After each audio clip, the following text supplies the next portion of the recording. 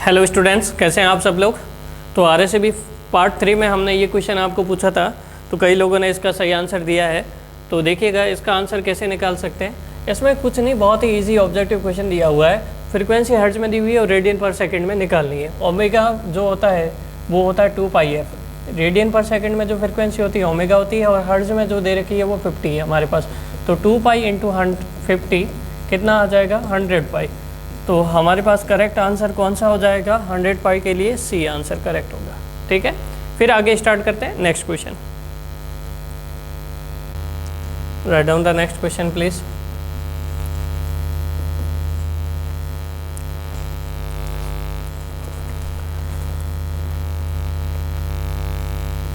An 8 pole 50 Hz 3 phase slip ring induction motor has rotor resistance R2 is 0.08 ohm per phase.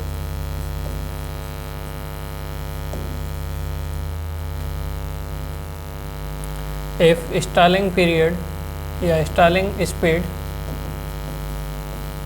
is 650 RPM, how much resistance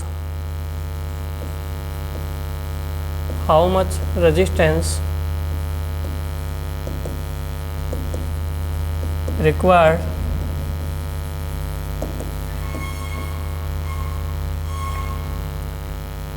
to insert rotor phase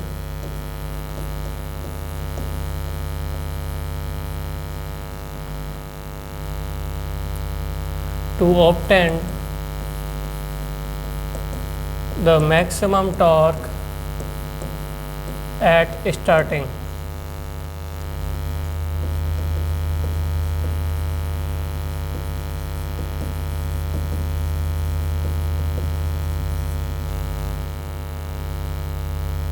Ignore magnetizing current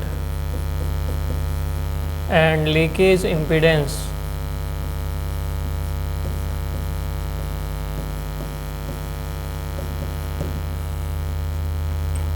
Option are 0.50, 0.61, 5.2, 0.52 and 0.42। ये option है हमारे पास। तो ये जो question है ये slip ring induction motor के rotor resistance starter से रिलेटेड है। तो हम पहले डिस्कस करते हैं कि रोटर रेजिस्टेंस स्टार्टर क्या होता है, उसके कारण हमारे पास कैरेक्टरिस्टिक्स को कैसे चेंज किया जा सकता है, उसकी मदद से हम इस क्वेश्चन को सॉल्व करेंगे। तो पहले बेसिक क्लियर करते हैं, देखिए ज़रा प्लीज़।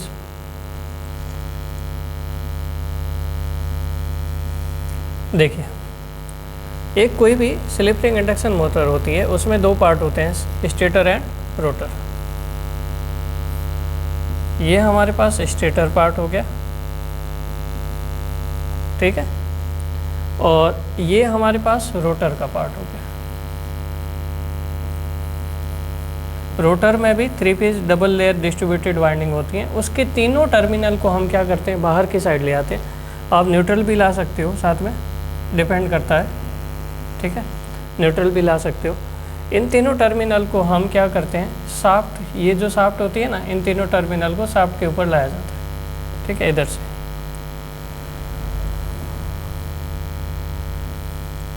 ये तीनों टर्मिनल इधर आ गए। अब क्या होता है यहाँ पे स्लिप रिंग्स होती है, कुछ इस तरह की रिंग होती है, ये स्लिप रिंग होती है। जितने टर्मिनल होंगे उतने स्लिप रिंग होती है। तो ये टर्मिनल किससे जुड़े हुए होते हैं, स्लिप रिंग से जुड़े होते हैं। और स्लिप रिंग के ऊपर यहाँ पर हमारे पास कार्बन ब्रशेज होते हैं, ये कार्बन ब्रशेज होते हैं, और कार्बन ब्रशेज से हम कनेक्शन बाहर की तरफ लेते हैं एक्सटर्नल रोटर रेजिस्टेंस में, और इसको पाथ को क्या कर देते हैं, क्लोज। ये एक्सटर्नल रोटर रेजिस्टेंस है। तो स्लिप रिंग इंडक्शन मोटर का सबसे बढ़िया एडवांटेज क्या है कि इसके टर्मिनल को बाहर ले जाके आप क्या कर सकते हो, यहाँ पर आप क्या कर सकते हो, यहाँ पर भी एक स्लिप रिंग लगा दीजिएगा, एक और आ जाएगा, तो एक्सटर्नल रेजिस्टेंस को एक्सटर्नली रोटर रेजिस्टेंस ऐड कर सकते हो। तो इससे फ़ायदा क्या होता है, रोटर रेजिस्टेंस के हमारे पास बहुत सारे एडवांटेज होते हैं। जैसे स्क्वेल केज इंडक्शन मोटर में स्टार्टिंग हाई करंट लिमिट करनी होती है, तो उसके लिए हम स्टार्टर लगाते हैं। यहाँ पर क्या करो, रोटर रेजिस्टेंस बढ़ा दो, स्टार्टिंग में स्टार्टिंग करंट भी लिमिट हो जाती है, साथ ही साथ स्टार्टिंग टॉर्क भी इंप्रूव होता है। और कैसे इंप्रूव होता है वो हम देखेंगे, और वेरिएबल स्पीड भी मिल जाती है, बहुत सारे एडवांटेज हो जाते हैं। तो स्लिप रिंग इंडक्शन मोटर में हम एक्सटर्नली रोटर रेजिस्टेंस ऐड करते हैं, तो उससे हमें ये एडवांटेज मिलते हैं। अब देखो ज़रा प्लीज़, ये यहाँ पर क्या होता है हमारे पास, इसको हटा देते हैं और कैरेक्टरिस्टिक्स पे कैसे फ़र्क पड़ता है वो देखते हैं। ठीक है, आप देखिएगा ज़रा प्लीज़।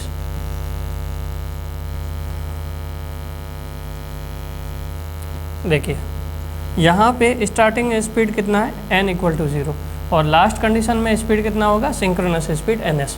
ns कितना है हमारे पास, ns है 120f/p, 120 × 50 पोल कितने 6, कितना हो गया 750 आरपीएम।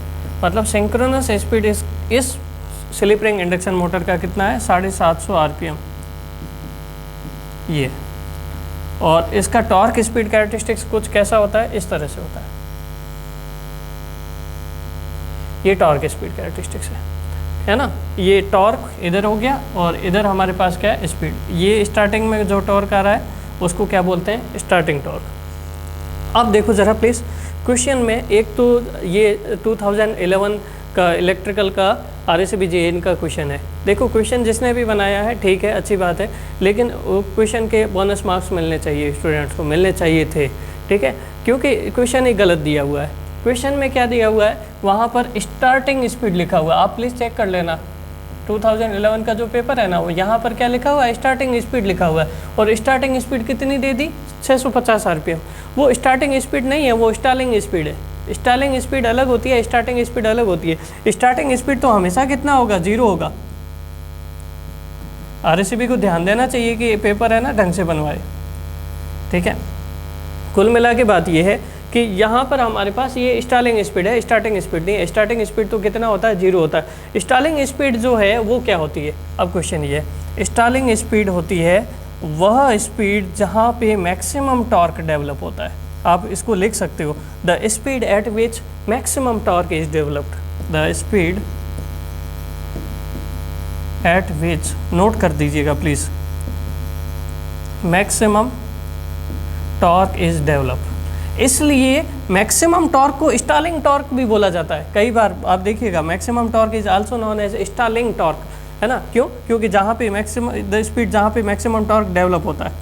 तो एक बात आप सोचो ज़रा प्लीज़, यहाँ पे इस कैरेक्टरिस्टिक्स में देखोगे मैक्सिमम टॉर्क कहाँ आ रहा है, इस स्पीड में। इसको nm बोल दिया। ये कितनी दी हुई है, 650 आरपीएम।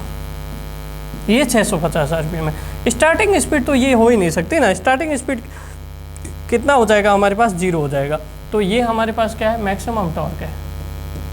ये हमारे पास कौन सा टॉर्क आ गया, मैक्सिमम टॉर्क आ गया, ठीक है। अब देखो इस क्वेश्चन को सॉल्व करेंगे, ठीक है। अभी तक का बेसिक कवर हो गया, अब क्वेश्चन पढ़ना स्टार्ट करते हैं, ठीक है। क्या बोला गया है, इसको हटाते हैं सबको। ये सारे बेसिक्स थे आपके। केस फर्स्ट स्टार्ट करते हैं। क्या दिया हुआ है क्वेश्चन में, क्वेश्चन पढ़िएगा आराम से, वीडियो पोस्ट करके खुद सॉल्व कर सकते हो तो अभी तक के बेसिक से खुद सॉल्व कर दीजिएगा, नहीं तो यहाँ देखिए ज़रा please. 8 pole 50 hertz 3 phase squirrel cage induction motor, जिसका सिंक्रोनस स्पीड कितना हो जाएगा, हमने कैलकुलेट कर दिया, 750 आरपीएम हो जाएगा, ठीक। Has R2 rotor resistance case first में कितना दिया हुआ है, NS है 750 आरपीएम, रोटर रेजिस्टेंस दिया हुआ है R2 0.08 ओम पर फेज, ये दिया हुआ है, ठीक है। स्टालिंग स्पीड, वह स्पीड जहाँ पे मैक्सिमम टॉर्क डेवलप होता है ना, वो कितनी है, 650 आरपीएम, ठीक है। अब अगले सेकंड पार्ट में क्या दिया हुआ है कि कितना रोटर रेजिस्टेंस ऐड कर दिया जाए कि स्टार्टिंग में ही मैक्सिमम टॉर्क डेवलप हो जाए। तो पहले तो केस फर्स्ट को निपटा लेते हैं, केस सेकंड में बाद में आएंगे, ठीक है। केस फर्स्ट में आप ये बताओ कि जब आपके पास मैक्सिमम टॉर्क डेवलप होता है उस टाइम स्लिप कितना होगा, slip corresponding to maximum torque SMT होता है, वो हो जाएगा आपके पास NS minus NM upon NS। कितना हो जाएगा 750 माइनस 650 अपॉन 750, 100 अपॉन 750, ये कितना आ जाएगा, ये आपके पास आ रहा है 2/15, 2/15, ठीक है। अभी केस फर्स्ट चल रहा है, केस सेकंड में बाद में आएंगे, ठीक है। केस फर्स्ट में पूरा सॉल्व कर लेते हैं। तो स्लिप करस्पॉन्डिंग टू जो मैक्सिमम टॉर्क होता है वो हमारे पास कितना है 2/15। ये किसका रेशियो होता है, ये R2/X2 के बराबर होता है, ठीक है। तो यहाँ से हमारे पास X2 कितना आ जाएगा, X2 आ जाएगा 2/15, सॉरी X2 कितना आ जाएगा, X2 आ जाएगा 15/2 इंटू R2, 7.5 इंटू R2 कितना हो जाएगा 7.5 इंटू 0.08, ये आ रहा है 0.6 ओम पर फेज। मतलब रिएक्टेंस कितना है, कुल मिला के केस फर्स्ट से हमें ये पता चला कि रोटर रेजिस्टेंस हमारे पास है 0.08 ओम पर फेज और रोटर रिएक्टेंस है 0.6 ओम पर फेज। X2 क्यों निकाला वो समझिए ज़रा प्लीज़, अब समझिएगा ज़रा प्लीज़।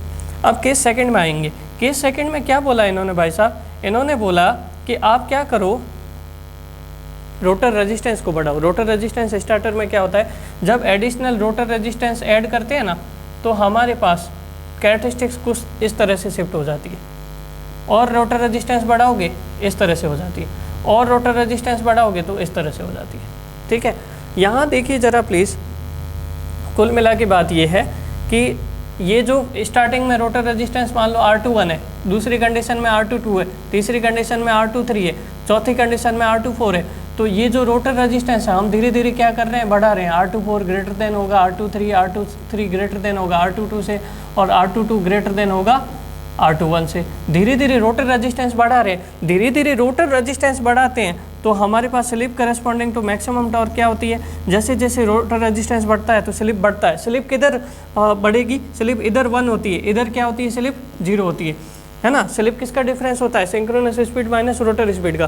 तो स्टार्टिंग में स्लिप हाई होता है 1 होता है, इधर स्लिप कितना होता है 0 होता है। तो जैसे जैसे रोटर रेजिस्टेंस बढ़ाओगे उधर उधर स्लिप क्या होगा, बढ़ता जाएगा। कौन सा स्लिप बढ़ रहा है, वह स्लिप जिस पे कौन सा टॉर्क डेवलप होता है, मैक्सिमम टॉर्क डेवलप होता है। अब यहाँ पे मैक्सिमम टॉर्क यहाँ डेवलप होगा सेकंड केस में, थर्ड केस में मैक्सिमम टॉर्क यहाँ पे डेवलप होगा, और चौथे केस में मैक्सिमम टॉर्क कहाँ डेवलप होगा, स्टार्टिंग में ही डेवलप हो जाएगा।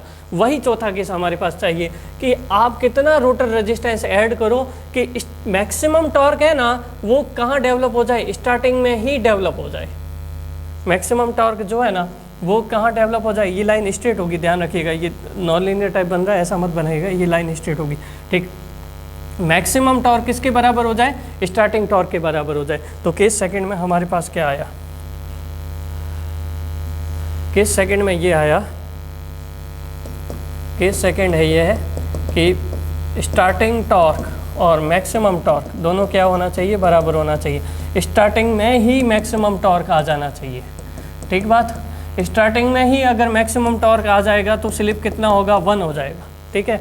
तो उसके लिए आपने R2 को R2 डैश बना दिया। R2 डैश का मतलब ये है कि पहले आपके पास केवल R2 था, आपने एक्सटर्नल रेजिस्टेंस कुछ ऐड कर दिया तो R2 क्या हो गया, R2 डैश हो गया। मतलब एक्सटर्नल रेजिस्टेंस बढ़ाओगे R2 डैश हो गया। वो R2 डैश और X2 का रेशियो इतना होना चाहिए कि वो कितना हो जाए, 1 हो जाए। तो आगे से आप बेसिक्स में कंसेप्ट में ध्यान रखना कि कभी भी स्टार्टिंग में ही मैक्सिमम टॉर्क डेवलप करना हो तो रोटर रेजिस्टेंस और रोटर रिएक्टेंस दोनों बराबर होने चाहिए, क्योंकि स्टार्टिंग में स्लिप कितना होता है, 1 होता है। तो R2 डैश बराबर किसके बराबर हो जाएगा, R2 डैश बराबर होगा X2 के, ठीक है। तो R2 डैश क्या होता है, R2 प्लस R एक्सटर्नल बराबर X2। तो R एक्सटर्नल कितना हो जाएगा, X2 माइनस R2। X2 कितना दे रखा है, 0.6 माइनस 0.08, कितना आ जाएगा 0.52 ओम पर फेज। आंसर कौन सा होगा प्लीज़ देखिए ज़रा please. Answer is correct, answer is D option correct होगा। 0.52 ओम पर फेज अगर आप ऐड कर दोगे तो आपके पास स्टार्टिंग में ही मैक्सिमम टॉर्क डेवलप हो जाएगा। देखो इतने लेंथी क्वेश्चन दे रखे हैं, पता नहीं क्या प्रूव करना चाहते हैं, पर कंसेप्ट बहुत ज़रूरी है।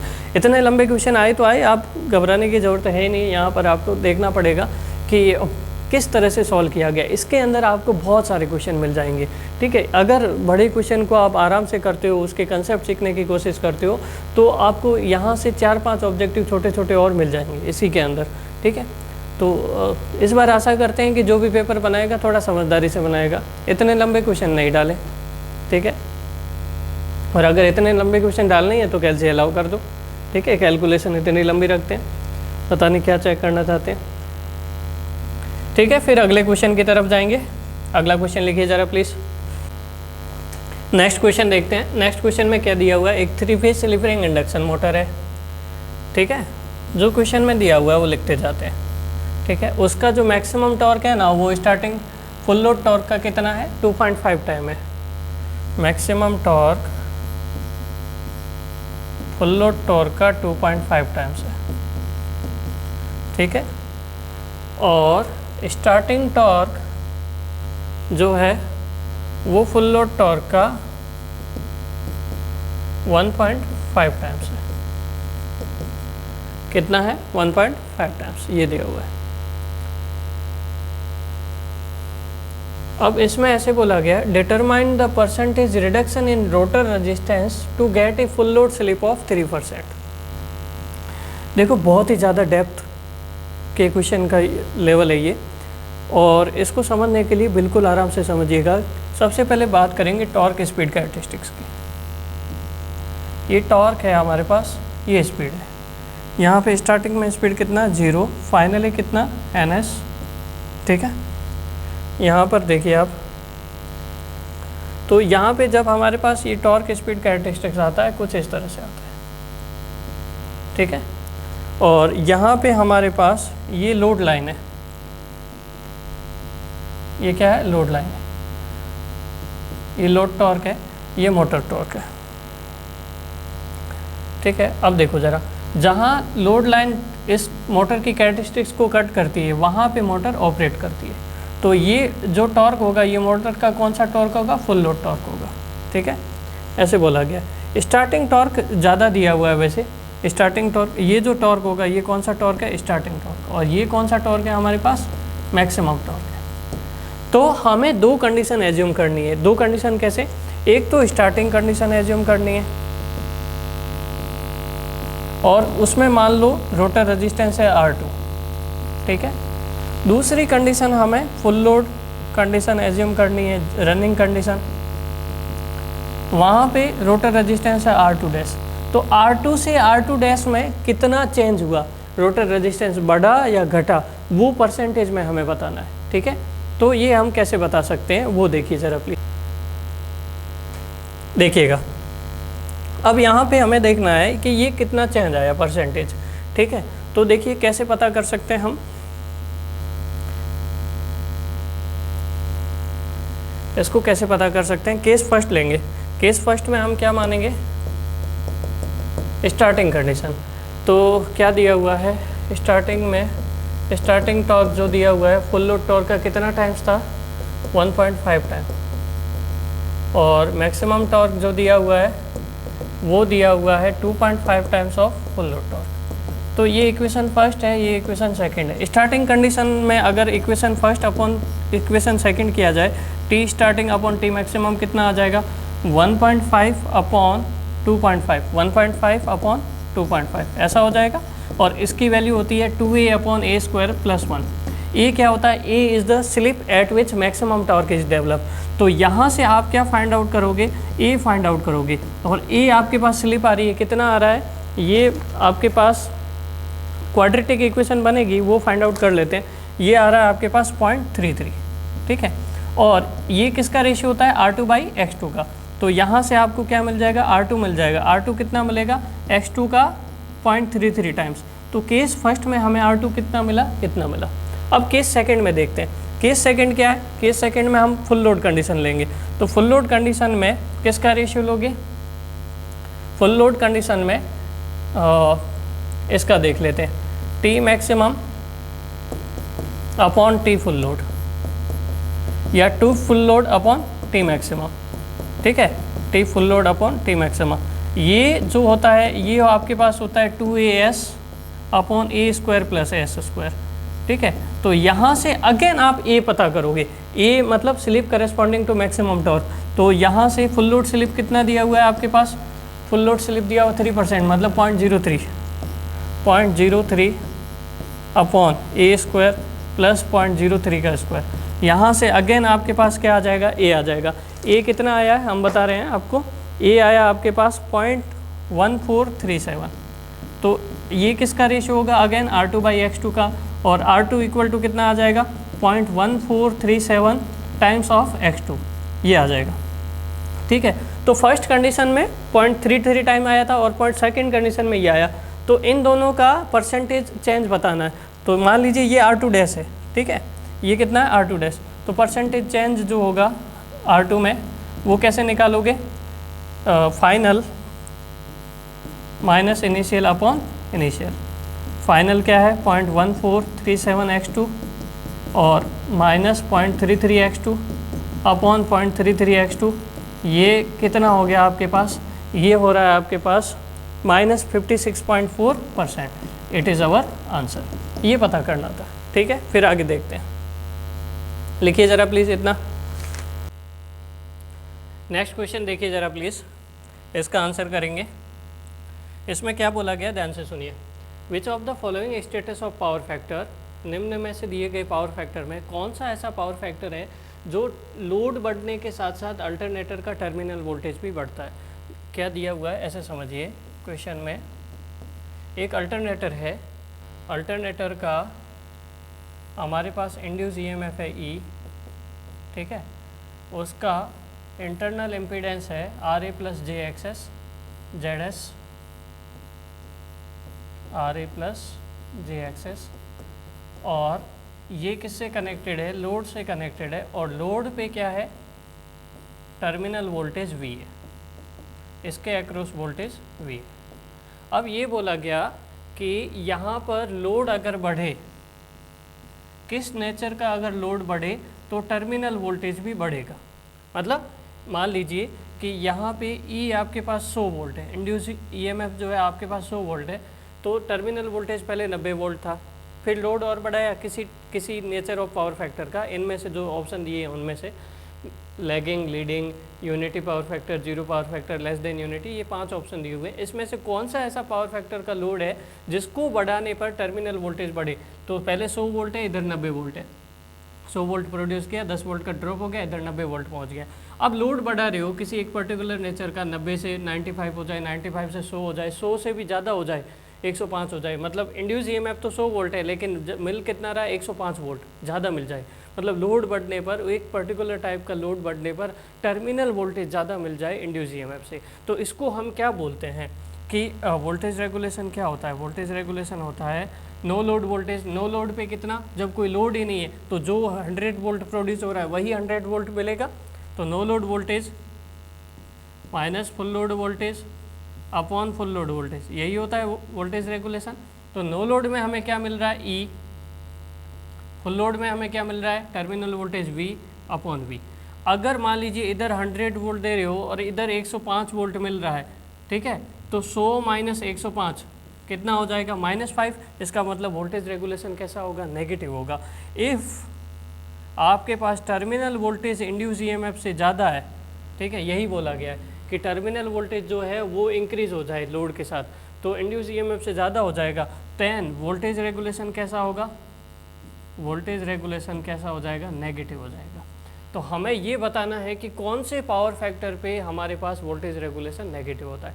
तो हमें क्या पता होना चाहिए, बेसिक्स ये पता होना चाहिए कि वोल्टेज रेगुलेशन पावर फैक्टर के साथ कैसे चेंज होता है। पावर फैक्टर की वैल्यू 1 से 0 के बीच में होती है, तो 1 से 0 के बीच में भी नेचर अलग अलग होता है ना, लैगिंग होगा, लीडिंग होगा, किस नेचर ऑफ पावर फैक्टर पे तो हमारे पास वोल्टेज रेगुलेशन नेगेटिव मिल सकता है। तो इसके लिए voltage regulation versus power factor का कर्व याद होगा। याद होना चाहिए। तो इससे पहले भी हम एक ऐसा क्वेश्चन कर चुके हैं जिसमें voltage regulation versus power factor का कर्व हमने शो किया था। तो हम वही एक्सप्लेन करते हैं आपको कि यहाँ पर देखिए ज़रा प्लीज़, एक दूसरा पार्ट लेते हैं, वीडियो पोस्ट करके अब तक का लिख दीजिएगा। अब देखो ज़रा प्लीज़, यहाँ पर आपको पता होना चाहिए voltage regulation versus power factor. इस एक्सिस पे वोल्टेज रेगुलेशन ले लेते हैं और इस एक्सिस पे हम क्या ले लेते हैं, पावर फैक्टर। इधर हम लेंगे लैगिंग पावर फैक्टर और इधर हम कौन सा लेंगे, लीडिंग पावर फैक्टर। अब देखो ज़रा प्लीज़, अब हम यहाँ पर शो कर देते हैं कौन सा पावर फैक्टर है। यहाँ पे यूनिटी पावर फैक्टर ले लिया, यहाँ 0.8, यहाँ 0.6, 0.4, 0.2 एंड सो ऑन, ठीक है, इस तरह से। इधर भी 0.8, 0.6, 0.4, 0.2 एंड सो, ठीक है। अब वोल्टेज रेगुलेशन क्या है, 2%, 4%, 6%, 8%। पॉजिटिव में ऊपर की तरफ बढ़ रहा है, नेगेटिव में किधर आएगा, -2% नीचे, -4%, -6%, ठीक है, -8%। अब voltage regulation versus power factor का जो कर्व होता है वो हमारे पास कुछ इस तरह से आता है, इस तरह से ये वाला आता है। तो आप देखो ज़रा प्लीज, लैगिंग पावर फैक्टर में वोल्टेज रेगुलेशन कैसा है, हमेशा पॉजिटिव है, always voltage regulation is always positive lagging power factor में। हमें कौन सा रीजन चाहिए, हमें वो रीजन चाहिए जहाँ पे वोल्टेज रेगुलेशन कैसा हो, नेगेटिव हो। तो आप इस डायग्राम को देखो, आप खुद सोचो कि कौन से हमारे पास पावर फैक्टर के लिए वोल्टेज रेगुलेशन नेगेटिव है। वोल्टेज रेगुलेशन नेगेटिव किधर रहेगा, voltage regulation leading power factor एक ऐसा पावर फैक्टर है जिसमें लीडिंग पावर फैक्टर एक ऐसा पावर फैक्टर है जहाँ पे वोल्टेज रेगुलेशन पॉजिटिव भी है, जीरो भी है और नेगेटिव भी है। तो आपको क्वेश्चन ऐसा भी आ सकता है कि ऐसा कौन सा पावर फैक्टर है जिसमें तीनों टाइप के वोल्टेज रेगुलेशन मिलते हो, या फिर ऐसा कौन सा पावर फैक्टर है जहाँ पे जीरो वोल्टेज रेगुलेशन मिलता हो, या फिर इसको इस तरह से भी बोल सकते हैं। क्वेश्चन देखो, कंसेप्ट क्लियर होना चाहिए, क्वेश्चन प्रेजेंट करने के तरीके बहुत सारे हैं, ठीक है। जैसे मैं आपको बोलूँ कि वोल्टेज रेगुलेशन जीरो है, या तो डायरेक्ट पूछ लो तो आप बताओगे लीडिंग पावर फैक्टर, या फिर इस क्वेश्चन को फेर बदल करके कैसे पूछा जा सकता है, ऐसे भी पूछा जा सकता है कि एक अल्टरनेटर है, ट्रांसफार्मर है, या कुछ भी कोई भी एक डिवाइस है जिसका टर्मिनल नो लोड पे वोल्टेज 100 वोल्ट है और फुल लोड कंडीशन पे भी 100 वोल्ट है, तो वह कौन सा पावर फैक्टर हो सकता है ना। तो वह पावर फैक्टर कौन सा हो सकता है, सीधा सा आपको इसमें सोचना पड़ेगा कि नो लोड वोल्टेज भी 100 है, फुल लोड भी 100 है, तो 100 - 100 डिफरेंस कितना हुआ, जीरो। जीरो वोल्टेज रेगुलेशन कहाँ पे आएगा, लीडिंग पावर फैक्टर पे आएगा। तो leading power factor is the correct answer, जहाँ पे zero voltage regulation, negative voltage regulation और पॉजिटिव तीनों मिलते हैं हमारे पास। तो ये बहुत ही अच्छा क्वेश्चन है जिसके बनने के चांसेस हर एग्जाम में रहते हैं, ठीक है। फिर नेक्स्ट क्वेश्चन लिखते हैं, वीडियो पोस्ट करके इतना लिख दीजिएगा, या फिर पहले समझ रहे हैं तो पहले पूरे वीडियो को समझ लीजिएगा, उसके बाद जितने भी क्वेश्चन हैं उनको लिखिएगा ज़रूर, नोट्स मेंटेन करिए, इससे आपके कंसेप्ट ज़रूर क्लियर होंगे। देखो, पेपर स्टडी करना और ऑनलाइन कोर्स को अटेंड करना, उसके थ्योरी को, कंसेप्ट को सीखना, ये बहुत ज़रूरी है। उसके बाद सेल्फ टेस्टिंग के लिए इनको अप्लाई करना, ये भी बहुत ज़रूरी है, ठीक है। मोस्टली लोग जो ऑनलाइन कोर्स ज्वाइन कर चुके हैं उनको बहुत बहुत धन्यवाद कि वो रेगुलरली कंटिन्यूसली पढ़ रहे हैं, और साथ ही साथ प्रैक्टिस के लिए यहाँ पर क्वेश्चन अगर आप करोगे तो आपका सिलेक्शन पक्का होगा, क्योंकि क्वेश्चन करने से हमें पता चलता है कि हमने जो कंसेप्ट सीखे हैं वह कैसे अप्लाई किए जा सकते हैं, उसमें किस टाइप के क्वेश्चंस बन सकते हैं, पॉसिबिलिटी क्या है। यही हमारे पास प्रीवियस ईयर क्वेश्चन को सॉल्व कराने से फ़ायदा मिलता है, ठीक है। नेक्स्ट क्वेश्चन लिखते हैं, आप इसको वीडियो पोस्ट करके लिख दीजिए या फिर एक साथ सारे समझ लीजिए फिर लिख दीजिएगा। अब RSAB पार्ट 4 का जो प्रीवियस ईयर का पेपर का क्वेश्चन है, इस क्वेश्चन का जवाब आपको कमेंट बॉक्स में देना है। देखते हैं कितने लोग इसका सही आंसर देते हैं। क्वेश्चन लिखिएगा please, write down the question please. What is the mechanical energy sourced, what is the mechanical energy sourced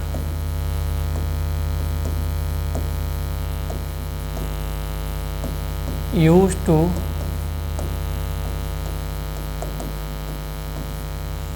be drives a DC generator, DC generator। Options are, options लिखिएगा, alternator, armature,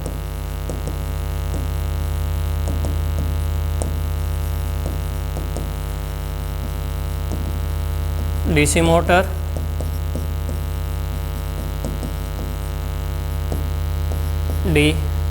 D option is rotor, E option is prime mover. सही answer दीजिएगा comment box में, prime mover.